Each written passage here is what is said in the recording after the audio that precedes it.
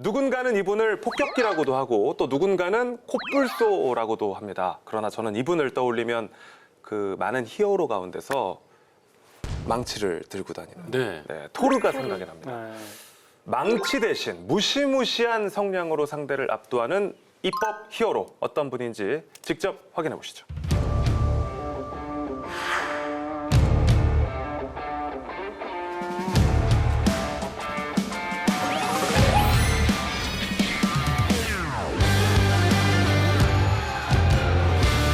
어느 순간 국회 법사위에 등장해 시원시원한 발언으로 주목을 받고 있는 법사위의 토르 최혁진 의원 자리했습니다. 반갑습니다. 반갑습니다. 네, 그 닉네임이 뭐 코뿔소, 폭격기, 방금 뭐 토르 소리가 많다. 좀 공격적인데 닉네임이 좀 어떤 닉네임을 좀 제일 개인적으로는 좋아하세요? 저는 좀 이렇게 복합적인 걸 좋아합니다. 그래서 코뿔소 토르라고 해주시면 마이크 좀 내려야 되지, 마이크 좀 내려야 되지 않나요? 지금 음성 소리가 확실히 진짜 망치를 든 코뿔소. 이게 그 코뿔소 별명은 약간 실제 코도 조금 이제 그 영향도 있는 것 같습니다. 코가 굉장히 멋있으세요. 굉장히 딱딱해. 뭐 우리 개그맨이신 서경석님 코를 닮았다고 그런 얘기 많이 듣습니다. 지금 그 음성도 좀 소리가 어마어마하시잖아요. 성량이 어마어마하십니다. 법사위 그 생중계에서도 마이크가 꺼져도 오디오가 뭐 전혀 영향을 받지 않은. 그렇죠.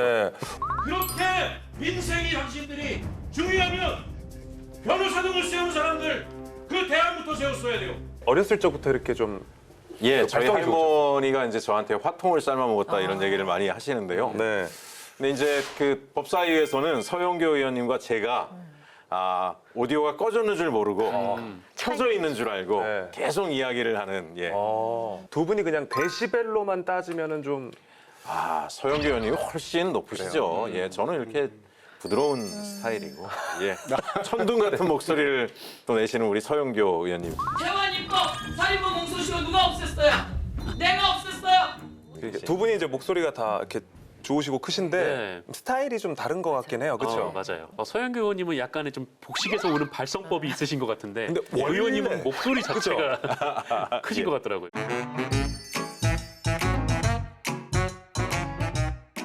원래 크신 것 같아요. 그죠? 원래 컸습니다. 식당에서도 뭐 이렇게 주문했을 때 안 들어가는 경우 거의 없고. 식당에서 뭐 작게 얘기해도 다 알아들으십니다. 저 주방 안에 주방장님까지 다 알아들으십니다. 그러니까요. 비밀 얘기하기 되게 어려우시겠어요. 그러니까요. 그래서 비밀이 없는 삶을 살고 있습니다. 전 비밀이 없습니다. 자, 이 얘기를 좀 하고 가야 돼요. 최근에 이제 그 너튜브 채널 구독자가 지금 10만이 넘었다고 합니다. 박수 한번 주시죠. 감사합니다. 실버 버튼을 또 받으셨다. 신청했습니다. 어떻게 또 이렇게 유튜브 콘텐츠로도 또 사랑을 많이 받으시는 거예요? 그러니까요. 지금 10만 넘어간 국회의원님들이 많지 않으시대요. 많지 않아요. 한 300명 중에 한 20분 정도 그 정도 되신다는데 단기간 내에 10만 명을 이렇게 넘겨서 저는 그 응원에 굉장히 감사드리고 있는데요.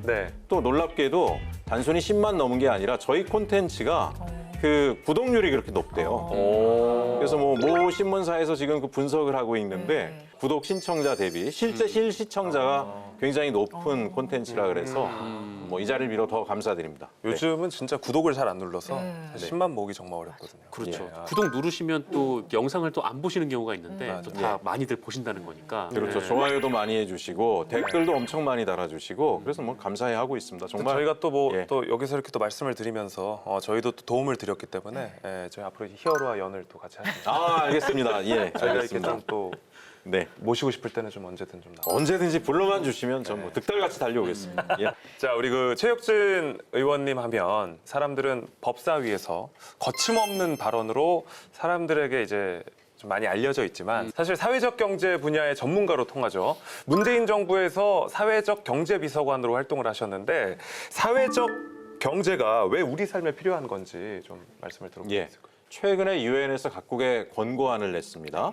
사회적 경제를 가능한 사회 연대 경제라고 좀 부르자라고 해서 우리도 지금 요번에 사회적 경제 기본법을 사회 연대 경제 기본법으로 명칭을 개정해서 법안이 이제 저도 발의했고 여러 의원이 발의한 상태입니다. 이 사회 연대 경제가 굉장히 중요한 게 사실은 이 자본주의 시장 경제가 시작이 될 때 대부분의 정치가들이나 경제학자들은 한 가지 우려가 있었어요.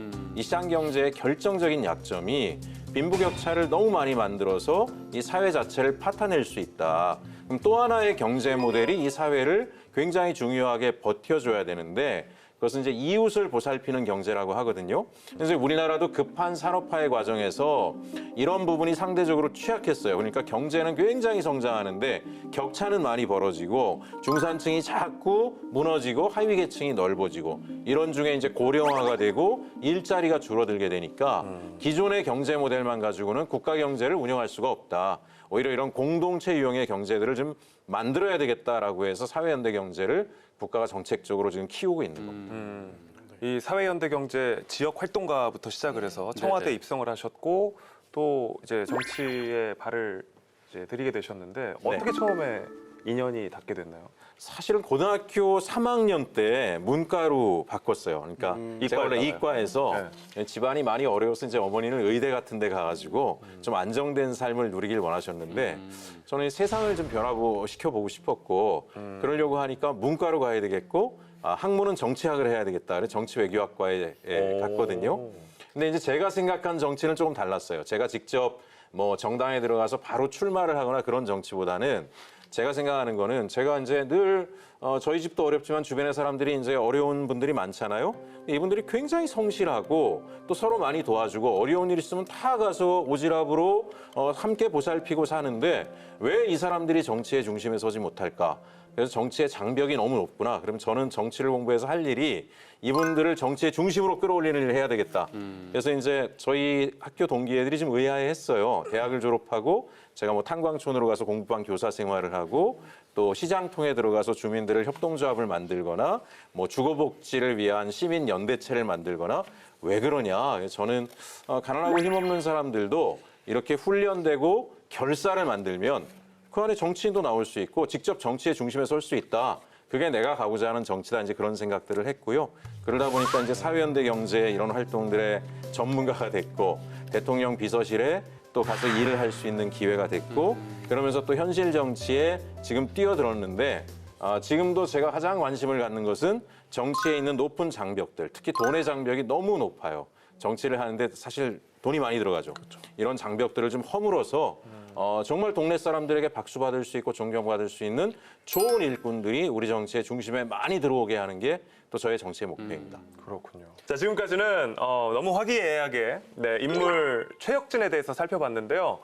국회의원으로서 또 어떤 입법 활동을 하고 계신지 살펴봐야 되겠습니다. 오늘 따져볼 최혁진 의원의 입법 검증 본부, 바로 이 법안부터 살펴보겠습니다.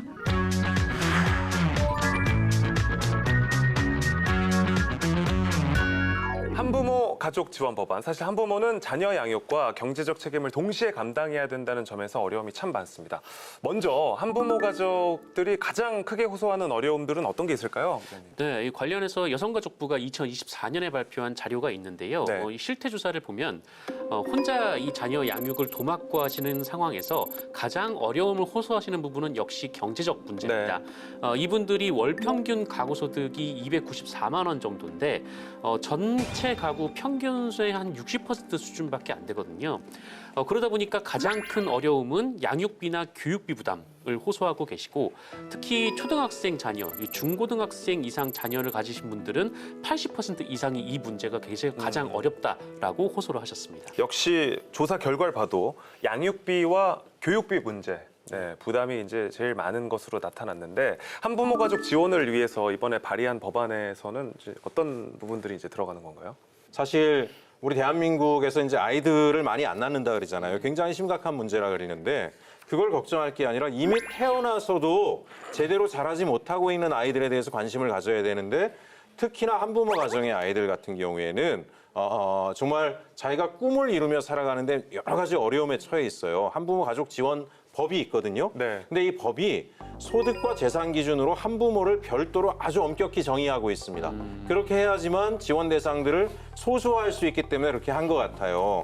그러다 보니까 실질적으로 한부모인데도 불구하고 한부모가 법적으로는 아닌 거예요.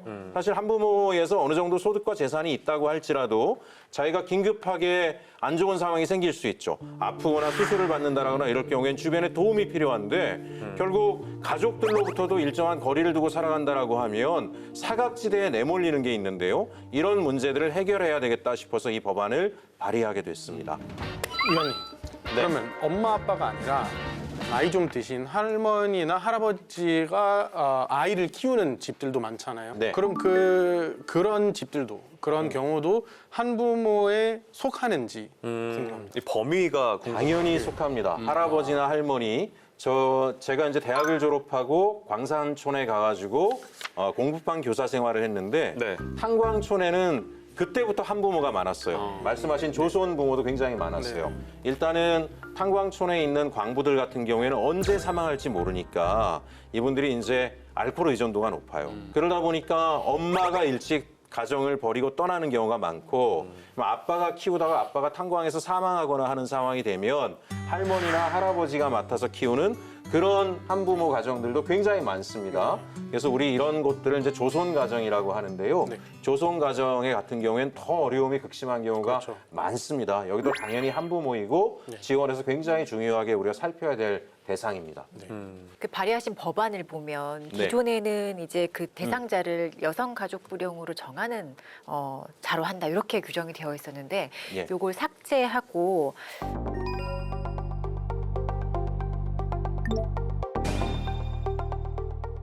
한부모 가족 정책 시행 계획과 또 추진 실적은 국회 소관 상임위에 보고하도록 하게 이렇게 변경을 했어요. 네. 이렇게 하신 어떤 특별한 이유가 있는지 좀 궁금합니다. 아까 제가 여성가족부령이라고 그랬는데 이제 지금은 성평등부로 아마 부의 명칭이 바뀌었잖아요.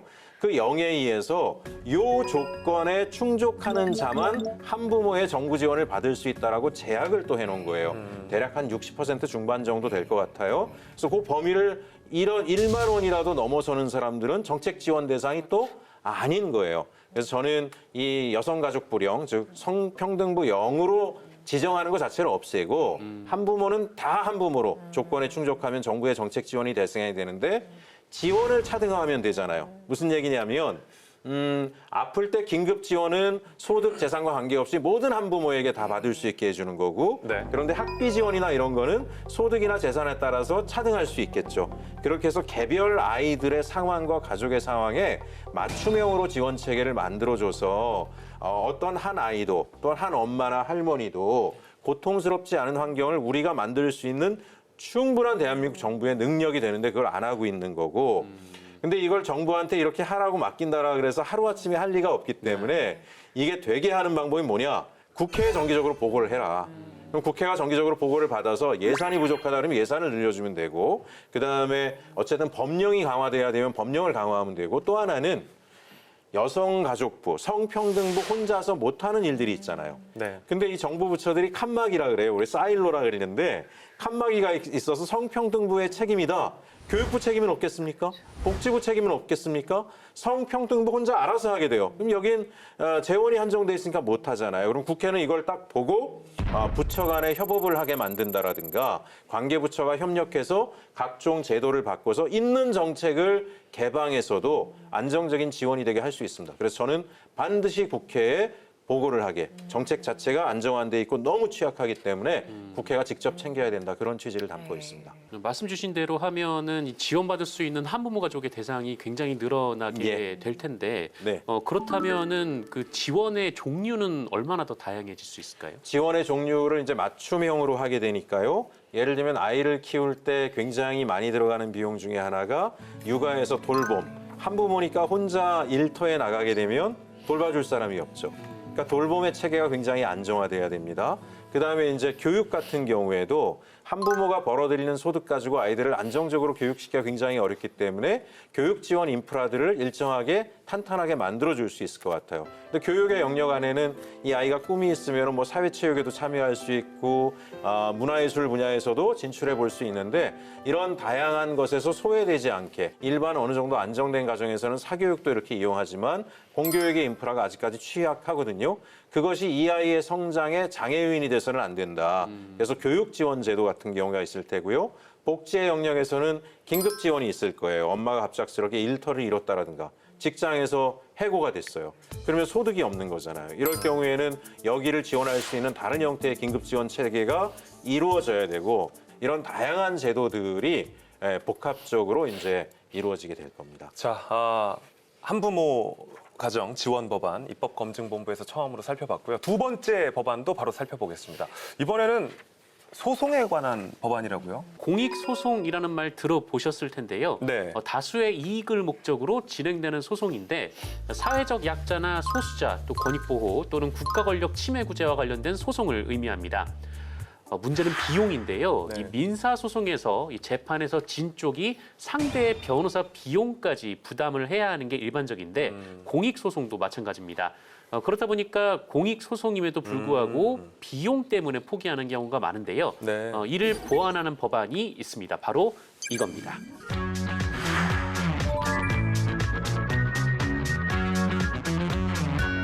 소송비 앞에서 작아지는 이 공익소송이 없도록 하기 위해서 발의한 법안인데요. 실제 소송 비용 때문에 공익소송을 포기하는 사례가 많다고요? 네, 지체장애 1급 전윤선 씨라는 분이 계셨는데 이분이 지하철과 이 승강장 높이 차이 때문에 수없이 넘어지는 일이 있었습니다. 그래서 서울교통공사를 상대로 안전대책 마련 그리고 위자료 청구 소송을 냈는데 패소를 했어요. 1심에서는 이 도시철도 차량이 제공해야 하는 편의에 이 휠체어 승강 설비는 포함되지 않는다라는 이유로 상대의 손을 들어줬고 2심은 이것이 차별적이다라는 거는 인정을 했지만 이 승강장 구조를 변경하는 그 공사의 부담을 좀 따져봤을 때 책임까지 인정하기 어렵다라고 봤습니다. 이 전윤선 씨는 모두 패소해서 각각 500만 원의 소송 비용도 떠안게 됐는데요. 재판에 진 쪽이 인지료, 송달료, 상대 변호사 비용까지 모두 내도록 했던 이 민사소송법 때문이었습니다. 결국 3심은 포기할 수밖에 없었는데요. 그래도 이 전윤선 씨와의 송사 이후에 이 서울교통공사가 자동 안전 발판을 확대 운영하기로 했던 또 그런 또 소득도 있었습니다. 그렇군요. 네, 민사소송법 개정안. 말씀하셨던 것처럼 실제 전윤선 씨와 같은 사례가 많이 있나요, 의원님? 기억하시겠지만 전남 신안군 신의도였던가요? 그때 염전에서 노숙인 장애인들을 데려다 강제 노동을 시켰던 게 떠들썩했던 사건들이 있었잖아요. 염전 노예. 예, 염전 노예 사건. 그 사건의 피해자들도 당시 어쨌든 완도군 신안군을 상대로 8분이 소송을 했어요. 그런데 이제 신안군의 책임에 대해서는 소송에서 이기지 못했는데 이게 국가를 상대로 한 소송은 아무리 공익적 성격을 갖더라도 어떤 문제가 있냐면 국가가 이제 승소하잖아요. 국가를 상대로 소송을 건 당사자에 대해서 이제 손해배상 청구를 한다라든가 이런 일들이 계속 이루어집니다. 후속 조치들이. 그러다 보니까 결국은 일반 시민들이나 국민들이 이런 불합리한 일이 있고 공익적인 성격의 소송조차도 울며 겨자 먹기식으로 또는 가슴을 쓸어내리면서 포기해야 되는 상황들이 생겨나고 있습니다. 그래서 이제 이런 문제를 해결해 보자라고 이 법안을 이제 제가 발의하게 됐습니다. 네. 가장 중요한 거는 이제 우리가 어디까지를 공익 소송으로 볼 것이냐 이게 범위는. 제일 핵심일 것 같아요. 그렇죠. 제가 이제 법사에 와서 방금 말씀하신 문제점들을 좀 포괄적으로 많이 보게 됐는데 예를 들면 어떤 경우에 공익으로 본다라고 하는 부분들을 좀 구체화할 수 있다라고 저는 생각을 합니다. 예를 들어서 인권의 문제라든가 환경의 문제라든가 이런 것들 있잖아요. 그다음에 차별이라든가 이런 구체적인 사안들을 좀 법령 자체에 구체적으로 명시를 좀 했습니다. 그렇게 해서 이 부분 공익과 관련된 소송을 하는 사람도 내가 지금 겪고 있는 문제는 공익적인 측면인지를 판단하고 소송에 들어갈 수 있게 하고 또 재판부에서도 그런 부분들을 이 기준에 근거해서 자의적 해석의 여지 상관없이 기준에 근거해서 보상하거나 지원할 수 있게 하도록 법령을 준비했습니다. 네, 이 공익소송비용자문위원회의 역할이 매우 중요해지는데 네. 어떤 이들로 구성되느냐에 따라 결과가 달라질 것 같습니다. 이 자문위원 구성은 어떻게 되는지 그리고 또 혹시 이 자문위원회다 보니까 이 강제성이 없다라는 측면도 있거든요. 네. 여기에 대해서는 어떻게 좀 보완을 하실 건지. 그래서 저는 이제 자문위원회 같은 경우에 아까 어떤 경우를 공익으로 한다는 것도 법령에 자의적 해석의 여지를 최소화하고 그다음에 두 번째는 관련 분야에 오랜 세월 동안 시민의 입장에서 인권 증진을 위해서 일해왔던 시민사회의 분들이라든가 이런 분들을 반드시 자문위원으로 포함하기 위해서 시민의 입장에서 공익성 판단을 할 수 있는 분들을 자문위원회에 포함하도록 법령의 내용을 담았습니다. 우리 또 세미 씨 이야기를 좀 들어보고 싶은 게 네. 또 히어로의 글로벌 특파원으로서 해외에서는 이 공적 소송 비용 어떻게 부담이 되고 있는지 궁금한데요. 네, 영국은 한국과 비슷하게 네. 패소한 쪽이 소송 비용을 모두 이렇게 부담하게 되어 있지만 그래도 비용 제한 제도를 두어서 공익 소송에 있어서는 좀 예외를 두고 있습니다. 그것은 이제 소송에서 다루는 사안이 일반적인 대중에게 중요한 경우 그리고 공익적인 차원에서 해당 문제를 해결되어야 하는 경우 해당 문제를 해결하는데 소송이 적합한 수단으로 판단되는 경우 이게 공익 소송으로 보고 있습니다. 네, 그렇군요. 공익 소송의 경우에는 다수의 이익을 위해서 이제 소송이 진행되는 만큼 실질적으로 사회적으로 긍정적인 네. 큰 변화를 불러오는 소송들도 많이 네, 있죠. 보통 이제 헌법소원에서 많이 일어나는 건데 아예 우리가 지금 가지고 있던 법률과 제도를 바꾸는 그런 소송도 많습니다. 뭐 네. 대표적인 게 2005년에 뭐 호주제가 폐지되었던 것도 있고요. 또 최근에는 이제 낙태죄가 헌법 불합치 결정을 받으면서 또 새로운 후속 입법도 필요한 그런 상황인데 이런 것들은 사실은 기존에 뭐 낙태죄라면 처벌받았던 범죄를 비범죄화하는 것이기 때문에 우리 사회에 끼친 영향이 굉장히 크다고 할 수 있습니다. 그렇군요. 사실 뭐 그동안 공익소송 비용 부담 줄이기 위한 법안들이 번번이 국회를 통과하지 못했었는데요. 어떻습니까? 이번에는 좀 우리가 기대를 해봐도 될까요? 예, 일단 제가 법사위에 있고 이 법안은 이제 법사위 소관 법안이니까요. 네. 법사위 이제 법안소위 의원님들하고 긴밀하게 이 법안의 취지를 설명을 해서 반드시 통과될 수 있도록 노력을 하겠고요. 저는 이제 지금 제가 공동 대표 발의를 좀 많이 하고 있어요. 그러니까 제가 무소속 의원이어서 소관 상임위에 의원님들을 설득해서 공동 대표 발의를 하고 있습니다. 네. 그렇게 해서 소관 상임위에서도 챙기고 또 법사위에 오면 또 제가 챙기고 이렇게 해서 법안의 통과의 가능성을 훨씬 높이는 그런 전략을 하고 있기 때문에요. 기대를 좀 많이 해주시고요. 열심히 뛰어서 반드시 통과시켜 나가겠습니다. 네. 자, 돈이 없어서 사회에 정의가 가로막히는 일은 없어야 되겠죠. 이 법안이 통과돼서 소송 비용 때문에 이 사회적 약자의 목소리가 묻히는 일이 없기를 이제 또 누구보다 목소리가 크신 분이 또 발의를 하셨기 때문에 꼭 통과가 되길 바랍니다. 자, 마지막으로 우리 히어로에 추천하고 싶은 동료 의원 있으실까요? 아, 예. 저는 그 김우영 국회의원을 오. 예, 추천합니다. 야, 벌써 두 번째 추천을 줘요. 아, 그런가요? 네. 예, 예. 그 다른 분도 추천을 하셨나요? 한 분 더 추천해 주세요. 김동화 의원. 김동화. 예, 예, 예. 김동화님. 네. 예. 어떤 이유로? 저는 이렇게 좀 유쾌한 의정 활동을 하시는 분들이 참 좋습니다. 이 김우영 의원은 저보다 이제 한 1년 선배인데요. 예전에 청와대에서도 생활을 같이 했지만 직진 스타일이세요. 말을 이렇게 돌려서 안 하시고. 방송 적합하네요. 예, 네. 이 길이 맞다. 이게 옳은 일이다라고 하면 이게 맞지 않습니까? 라고 얘기해버리는 저는 그런 스타일들의 또 분들을 굉장히 좋아하기 때문에 네. 예. 또 김동화 의원도 비슷하더라고요. 딱 저 국회 들어가서 처음 만났는데 저보다는 조금 후배 의원이지만 배울 게 굉장히 많습니다. 예. 아주 선명하고 투명합니다. 겉과 속이 똑같을 만큼 네. 굉장히 좋아합니다, 제가. 뭐 섭외는 저희가 하지만 네네. 미리 전화를 한번 좀 쓱 넣어주시면 알겠습니다. 저에게 큰 알겠습니다. 도움이 될 것 같습니다. 알겠습니다. 네. 자, 오늘 우리 최혁진 의원님과 함께했습니다. 감사합니다. 감사합니다.